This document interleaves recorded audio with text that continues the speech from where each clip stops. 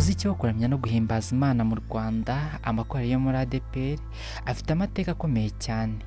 Hari indirimbo zasohotse ugasanga zitaraciye mu gutwi gusa, ahubwo zarafashije imitima y'abantu amagana, zikora ku buzima bwa benshi, kandi n'uyu munsi kuri YouTube ziracyarebwa cyane. Uyu munsi tugiye kurebera hamwe zimwe mu ndirimbo z'amakorali yo muri Adepr zakunzwe cyane n'ubutumwa bwihariye buri muri zo. Ku mwanya wa mbere turasanga indirimbo Iyaba atari wowe yakorera Abacunguwe Adepr Kamashashi.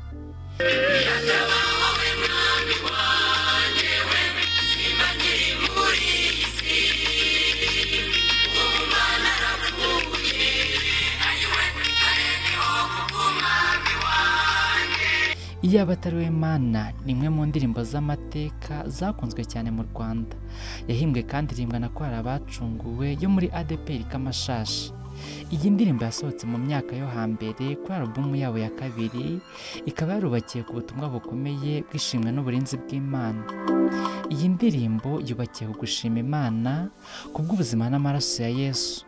Ivuga ku kuntu umuntu abaho kubera imbabazi z'Imana atari kubw'imbaraga ze cyangwa ibikorwa bye. Imaze imyaka 12 ishyizwe kuri YouTube, ikaba imaze kurebwa n'abantu 7,800,000. Ku mwanya wa kabiri turasanga Tugumane Mwami ya Kuri Hoziana Adepr Nyarugenge.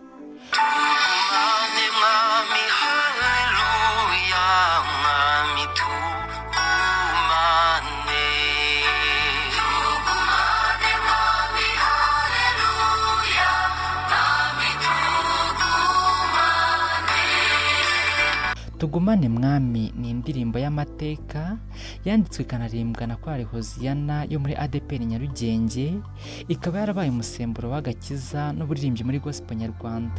Iyi ndirimbo iboneka mu gitabo cyabo ku nimero 59, ikubiyemo ubutumwa bw'amasengesho asaba Imana kugumana n'umukristo mu rugendo, ndetse ikaba yarasuwemo n'amashusho meza muri 2024 kuri alubumu Dufite Ibihamya. Iyi ndirimbo imaze imyaka 11 ishyizwe kuri YouTube, ikaba imaze kurebwa n'abantu 6,400,000. Ku mwanya wa gatatu turasanga indirimbo Warandondoye ya Siloam kwaya Adepr Kumukenke.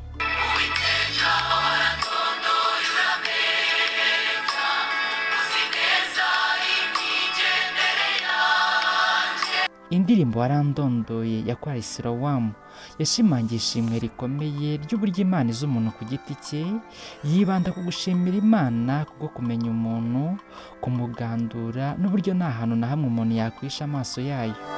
Yasohotse mu mwaka wa 2019 nk'indirimbo igize alubumu ya gatatu y'amashusho y'ikorali yitwa Ubuntu, ikaba imaze kurebwa n'abantu 6,200,000.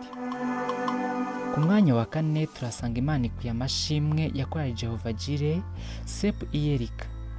Imana Ikwiye Amashimwe ni indirimbo y'ishimwe yakunzwe cyane ya korali Jehovah Jireh yo muri Iyerika Gasave, yanditswe na Aloys Bikorimana, ikaba ivuga gushima Imana ku mirimo ikomeye yakoze.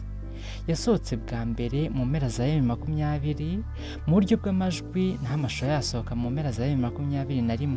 Imaze kurebwa n'abantu 5,200,000 kuri YouTube.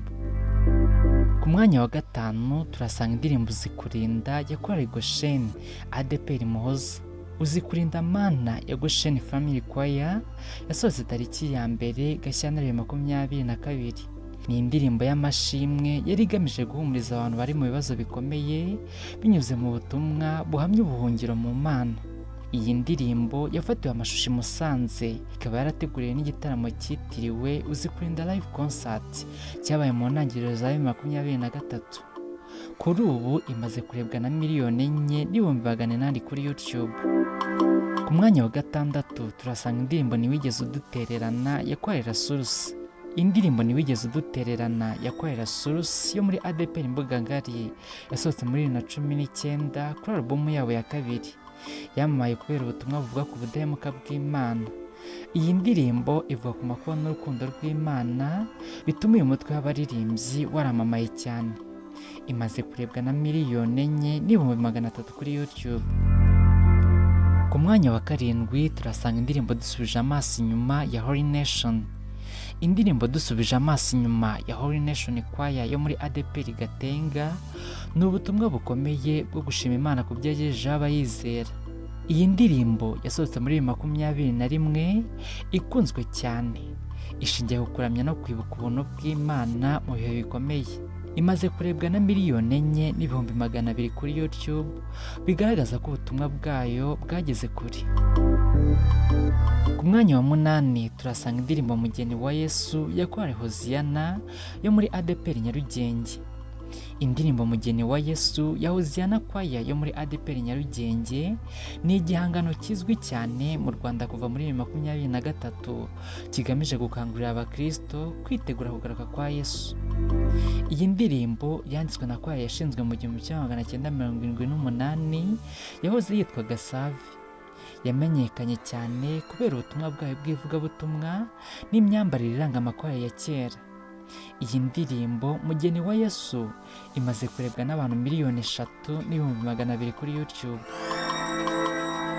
Ku mwanya wa 9 turasanga indirimbo Ikidendezi ya korali ukuboko kw'iburyo yo muri Adepr Gatenga. Ikidendezi ni indirimbo yahimbwe na Nice, ikaririmbwa na korali ukuboko kw'iburyo yo muri Adepr Gatenga. Ishingiye ku nkuru ya Bibiliya y'umuntu Yesu yakijije ku kidendezi cy'i Betesida. Kubera uburyo yakunzwe, iyi kwaya yashyize hanze igice cyayo cya kabiri yise Si ku kidendezi gusa mu mwaka wa 2019. Imaze kurebwa n'abantu 2,500,000 kuri YouTube. Ku mwanya wa 10 turasanga indirimbo Nyir'ururembo ya korali Beura yo muri Adepr Gatenga. Nyir'ururembo ya Beura kwaya yo muri Adepr Gatenga ikunzwe kubera ubutumwa bw'ihumure n'imbaraga baha abayumva mu bihe bikomeye. Iyoborwa n'ubutumwa bugaragaza Imana nk'umurinzi w'irembo, ubwira umukristo kwiringira amabuye yo gukandagiraho mu bihe by'ingorane. Imaze kurebwa na 1,600,000 kuri YouTube. Ku mwanya wa 11 turasanga indirimbo Nzajya Ndirimba ya korali Baraka yo muri Adepr Nyarugenge. Indirimbo Nzajya Ndirimba ya Baraka kwaya muri Adepr Nyarugenge yasohotse bwa mbere muri 2018, nyuma isohoka mu mashusho muri 2026, ivuga ku gushimira Imana ubwo guhindura amateka y'ubuzima agahinduka meza. Iyi ndirimbo igaragaza urukundo rwa Yesu Kristo rutabara umuntu mu makuba n'ibyaha. Ihamya ko umuririmbyi azakomeza kuririmba urukundo rw'ubuntu yagiriwe. Imaze kurebwa n'abantu barenga 700,000 kuri YouTube mu mezi 2 gusa.